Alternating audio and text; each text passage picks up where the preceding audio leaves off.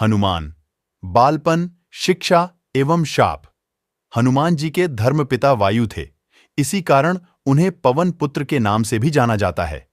बचपन से ही दिव्य होने के साथ साथ उनके अंदर असीमित शक्तियों का भंडार था। बालपन में एक बार सूर्य को पका हुआ फल समझकर उसे खाने के लिए उड़कर जाने लगे। उसी समय इंद्र ने उन्हें रोकने के प्रयास में वज्र से प्रहार कर दिया। वज्र के प्रहार के कारण बालक हनुमान की ठुड्डी टूट गई और वे मूर्छित होकर धरती पर गिर गए। इस घटना से कुपित होकर पवन देव ने संसार भर में वायु के प्रभाव को रोक दिया, जिसके कारण सभी प्राणियों में हाहाकार मच गया। वायुदेव को शांत करने के लिए अंततः इंद्र ने अपने द्वारा किए गए वज्र के प्रभाव को वापस ले लिया। साथ ही साथ अन्य देवताओं ने बालक हनुमान को कई वरदान भी दिए। यद्यपि वज्र के प्रभाव ने हनुमान की ठुड्डी पे कभी न मिटने वाला चिन्ह छोड़ दिया। तदुपरांत जब हनुमान को सूर्य के महाज्ञानी होने का पता चला तो उन्होंने अपने शरीर को बड़ा करके सूर्य की कक्षा में रख दिया और सूर्य से विनती की कि वो उन्हें अपना शिष्य स्वीकार करें। मगर सूर्य ने उनका अनुरोध ये कहकर अस्वीकार कर दिया कि चूंकि वो अपने कर्म स्वरूप सदैव अपने रथ पे भ्रमण करते रहते हैं, अतः हनुमान प्रभावपूर्ण तरीके से शिक्षा ग्रहण नहीं कर पाएंगे।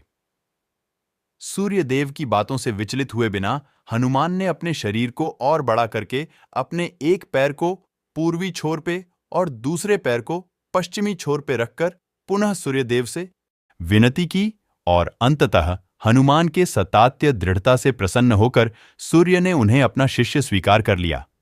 तदोपरांत हनुमान ने सूर्यदेव के साथ निरंतर भ्रमण करके अपनी शिक्षा ग्रहण की। शिक्षा पूर्ण होने के उपरांत हनुमान ने सूर्यदेव से गुरु दक्षिणा लेने के लिए आग्रह किया, परंतु सूर्यदेव ने यह कहकर मना कर दिया कि तुम जैसे समर्पित शिष्य को शिक्षा प्रदान करने में मैंने जिस आनंद की अनुभूति की है वो किसी गुरु दक्षिणा से कम नहीं है। परंतु हनुमान के पुनः आग्रह करने पर सूर्यदेव ने गुरु दक्षिणा स्वरूप हनुमान को सुग्रीव धर्मपुत्र सूर्य की सहायता करने की आज्ञा दे दी।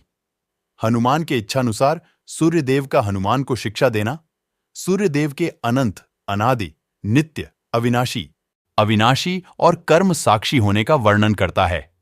हनुमान जी बालपन में बहुत नटखट थे। वो अपने इस स्वभाव से साधु संतों को सता देते थे। बहुधा वो उनकी पूजा सामग्री और आदि कई वस्तुओं को छीन झपट लेते थे। उनके इस नटखट स्वभाव से रुष्ट होकर साधुओं ने उन्हें अपनी शक्तियों को भूल जाने का एक लघु शाप दे दिया। इस शाप के प्रभाव से हनुमान अपनी सब शक्तियों को अस्थायी रूप से भूल जाते थे और पुनः किसी अन्य के स्मरण कराने पर ही उन्हें अपनी असीमित शक्तियों का स्मरण होता था। ऐसा माना जाता है कि अगर हनुमान शाप रहित होते तो रामायण में राम रावण युद्ध का स्वरूप पृथक भिन्न न्यारा ही होता।